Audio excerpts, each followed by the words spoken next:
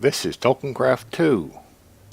I am Glendin 7 of 12, better known as the ThePackRat. This is George. His middle name is Nuisance. He keeps talking back to me. That's not right, George. We're filming. Straighten up. Okay, first thing I wanted to show you is, I've done a lot of work back here. I mean, the last time, these went all the way up, I took them away because they really weren't useful. I've redone this chest, or I'll put this chest in. It's an energy condenser. Basically, what this chest does is I can put a pattern in for a drive. I just stick one of my drives in there a minute, and I have things from the ME system funneling in there that have EMC to them, things that I'll never use or want. The problem I ran into was, and I'm right down below it by one block, is you can't put more than 6 of these input buses on one chest. So I had to connect a pipe to it with a lot of transfer nodes on it so that I can increase the surface area of the chest to fit more of these nodes. And I have all kinds of stuff.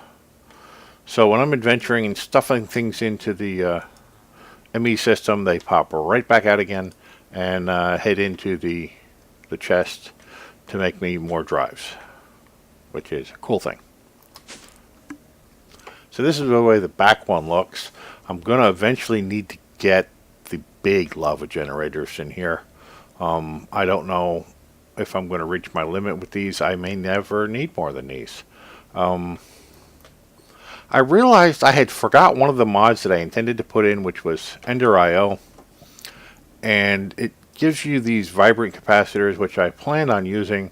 And I went, oh wait, where are they? I can't find them. Well, I had to click the button and add this mod to it in order to put the stuff in that I thought was already there. So here we have a vibrant capacitor bank, and it goes, and I think I touched on this last time, it goes over here to a tesseract, and the tesseract is going to go to our quarry. Oh wait, I said the word quarry. That's what we're setting up now. I finally got the components for the quarry. There's the other side of the tesseract, quarry, an ender chest that is in the floor over here underneath the ME system with an input bus, which also goes to this pouch. See, if I were to open that pouch, this chest would open. And then I need all these little pieces, parts, in order to set up my quarry, which we're going to the deep dark to do. Oh, I went down and cleared out the dungeon underneath of us. Completely cleared it out, checked it twice. And I have an Enderman spawner, I have a skeleton spawner, I have a creeper spawner, which are very rare. And I have a blaze spawner, which I wanted. So I'm going to use these all later on. But I have them now, and I don't need to search anymore. I thought I'm going to have to search through the nether to be able to get that, and need to be able to fly to do that. So, yeah, we're going to go set up a quarry. And then we're going to go back to the nether to check out and make sure my pump is still running down there. I've already moved it once, a little bit farther away than you last saw. Where is the nuisance now? George, what are you up to? I didn't build him a bedroom yet. I came in here and he's sleeping in my bed. It's like, really, George? You just gonna do me like that? Where are you, George? Ah. Behave yourself, George. I'll get your bedroom done. Is that all you want to sell me, is a skull? For 15 emeralds? Really? Never mind, George. Never mind. We're going to the... Wait a minute. There's something else I wanted to show you. I found a hungry node. I was out there past the bandit camp, and I continued on that road for a good stretch. Didn't really see anything until I found this hungry node. So I went and marked it so that I could show you it. So let's jump out there real quick. And if you've never seen a hungry node, this is what they look like. Hopefully I'm not too close and get killed. Hungry node. There it is. I thought it might have been... wow. That's a real pretty node. Deadly too. You get too close, you see what it's doing? It's sucking up blocks from the ground. I have seen these get, well, I found one before in the nether, and I put a chunk loader near it enough so that it stayed loaded, and I let it run for several days. And what happens with that? It gets big, really big. If you go into creative and fly closer to it, you can scan it, and it only has about maybe 3 aspects to it. But as it gets bigger and bigger, it'll turn out to have like at least 10 or 12 or 14 aspects to it. And it winds up making a hole that's at least 40 blocks wide and 40 blocks high around itself. If you just let this thing go, it'll just eat everything. The thing is, though, you have to come next to it. You have to be around the area to keep it chunk loaded for it to keep working. Otherwise, it just despawns. But that is a hungry node, and you see how it just took that block right there? If you didn't see it, back it up a little bit and take a look. It just took that block. It's taking roadblock. It keeps working. Whoa. If you get any closer than this, it'll start pulling you in, and yes, it'll kill you. It'll kill anything that goes near it, like mobs. Oh, and I have an ability now to bottle nodes. I've working on my TolkienCraft. So we might pop back out here and steal a couple of these nodes and start building on my stuff. I would love to bottle this hungry node before it gets too big and take it with us. So let's pop out of here right now and go back home and set up my quarry. And then I may come back here and try to bottle this thing before it tries to eat me. Although in order to do that, I may have to go into creative, because it'll eat me, basically. Those are that dangerous. So it's unloaded right now, or will be in a second. I don't have any chunk loaders in my base, so I'm not sure how this will work. Let's see, I want to go out to the north. I always like to orient to the north to do what I want to do. So let's put the stairway up in the south. We're going to go straight up to bedrock, which is hard to do, considering I have to first build I can't fly, so I have to build like a rock elevator up there. So I'm going to need this for a while. I need to have, I'm going to be up to my butt in this stuff in a minute in this cobblestone, but right now I need a stack of it to build the elevator, and I need to take out that in order to start. That wasn't smart. I need to get on it first. There we go. We're going to need to use a block elevator. And we're going to have to cut holes for torches. So we're going to need you out here. The deep dark, if you've never experienced it, the darkness kills. Yeah, it is 250 something blocks deep from upper bedrock to lower bedrock, and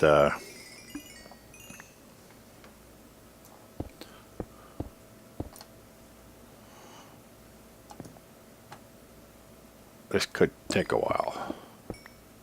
So I'm going to go ahead and pause it and cut this tunnel all the way up to bedrock, and then I'm going to throw down a ladder. I have a rope ladder with me right there. So I'll be back. Okay, I've completed this to the top. Put the ladder in the wrong way. It doesn't matter.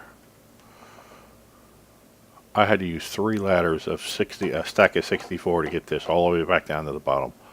It was, it's a long way. So let's show you how it is. It took me about 20 minutes or so to cut this. So let's just continue on. Back to the top. It looks like a set of train tracks, and we're actually running along them instead of vertical. But anyway, I guess I'll go south with this instead of north. It doesn't matter. Go to the top, and here he is. Or whatever. So, and this is how we'll start. And I'll put, I got some of these blocks because I just wanted to do something like this instead of the ugly torch. Oh, that's not good.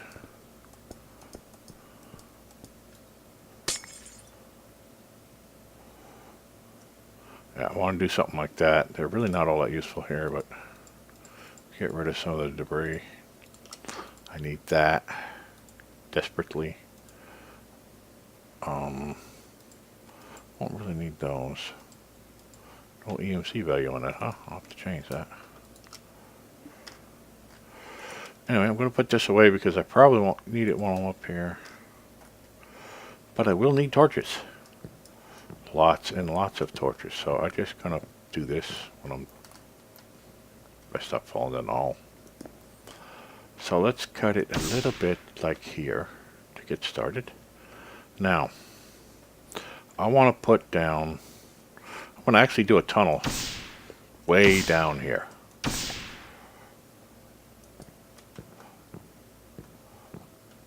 And darkness will kill.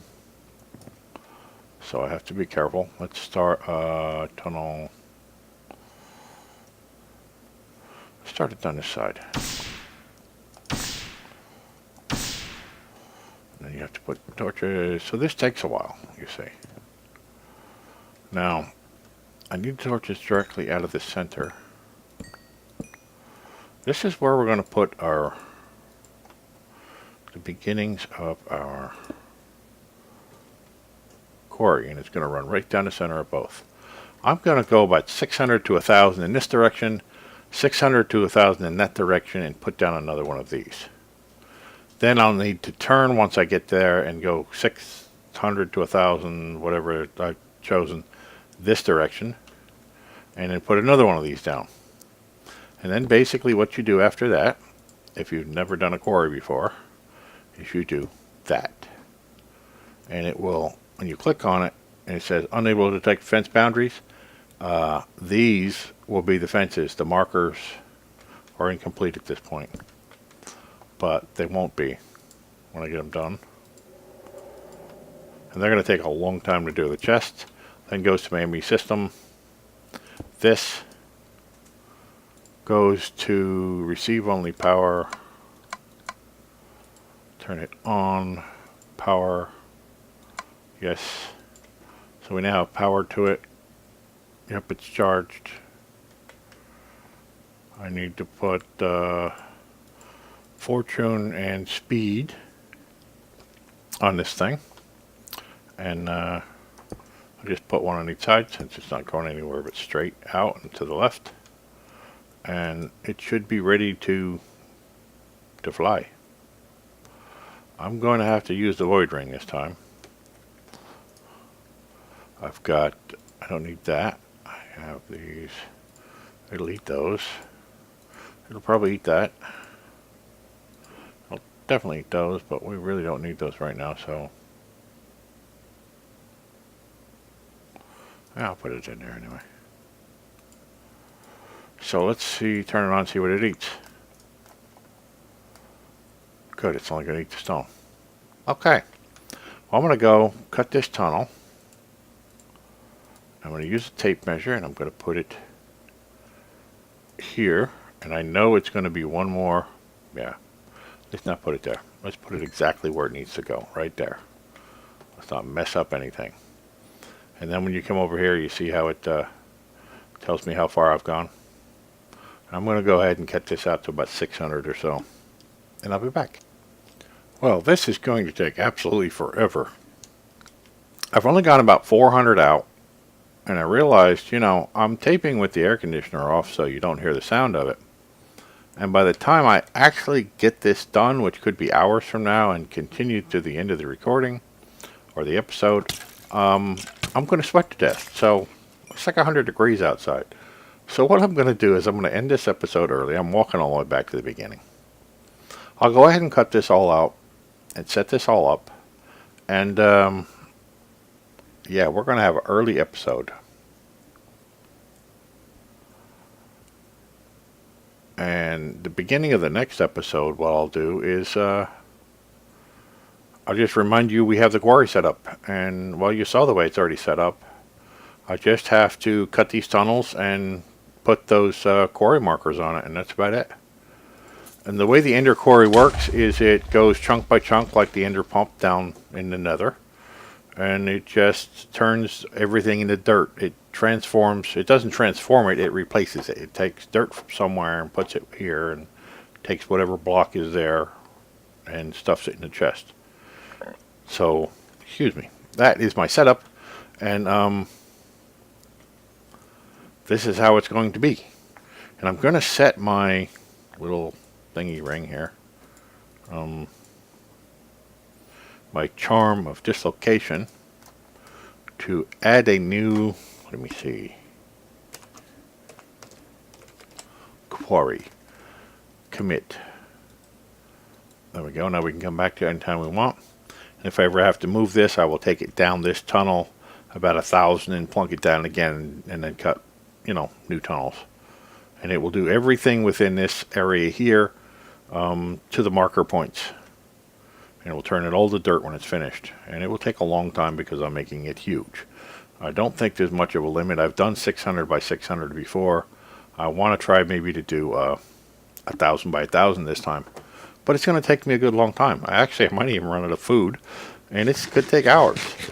So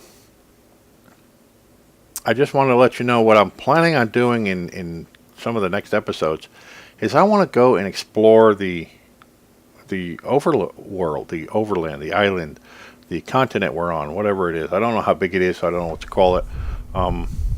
Uh-oh. Do you hear that? That was a little bit of warp. I've been doing a lot of TolkienCraft lately. Haven't really gotten anywhere, but I've got a lot of aspects. I've got a couple of things that I've actually done on the first pages, and I think warp is going to start being a problem, and I'm ready for it.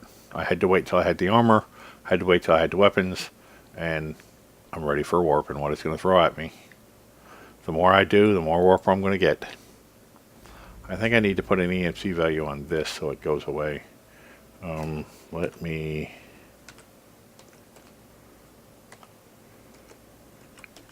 Project E set cap EMC. I don't know, let's just make it like 10 or so because we're going to get buttloads of it. I don't really want to mess anything up. Okay, next time I log out and log back in, that'll be have an EMC value to it. And we just throw it in the ME system and it'll sit there. And I'll program that to go into the chest down there to make more drives. So I can get rid of these too. Don't really need all that stone. I need a little bit of it. Every once in a while I mess up and cut into the floor, and I just like to fill it back in, OCD time. So anyway, yeah, I want to try to explore. I'd like to explore the Nether. I think I'm going to need a flight ring for that. I did put one in the transmutation table, and it's way up there. It's like 65 million. It's where it should be. There's also another set of red matter armor. It's gem red matter, but it starts out at like 50 million or 40 million or 30 million or something like that. I didn't set these values. These values were there, and it's way up there. So I figured the flight ring is an end of game item. So give myself a set of dragon wings or something, and in order to be able to fly, I put that up there with the highest level armor, and I think it was 65 million, so that's what I put it at. That seemed logical. And have no baubles yet. I have 10 of these, which I got legitly with the hearts. I made heart canisters. I need to find some yellow ones. I did put those for a very high amount, like 10 million or so each in the transportation tablet, and for like 40 million each you get the green creative only ones. I put them in the tablet too, so I can eventually get there. There's a lot of stuff that is huge amount of energy for me to get later on in the game. I haven't really done anything with the red matter weapons yet, or tools. I'm not really sure how they work, but I guess I could put them in there too for a very high amount. I'll put them in there equal for what they are with the armor, I suppose. But this isn't too bad. I don't know, maybe I'll just add another 0 to some of these tools and put the red matters in there too. I don't know, maybe they already have their own values. These did. I didn't set any of these. These were their own values. So maybe I'll go ahead and put those in there. Not sure. I'll see. If I find new and wonderful stuff, I'll stick them in there if they already have EMC values. I'm just borrowing the pattern of them, and it's the way I want to play. I don't want to have to build massive factories like some of my friends have to do just to pull out one item. You know, like a Tesseract. A Tesseract is, you know, you got to really build a bunch of stuff to get the Tesseract built. And all I need is 2 of them. So I don't want to build an entire factory just to get 2 Tesseracts built. You know, at most in the time I'm going to play this game in the next 6 months or so, I'm only going to need 3 of these at most, I think. I might actually put one of these down in the nether, but who cares about that? The way I'm doing it is just fine. So yeah, I didn't want to build big factories just to build something. And I like to stay away from big factories. So that's why I put the project key in there to begin with, so that I could assign a logical value of EMC to every item in the game and just throw the pattern in there. And then, you know, I have to do that in creative to just get one for a moment, throw it in there, take it back out, and then destroy it. So the patterns are in there. I just have to reach them.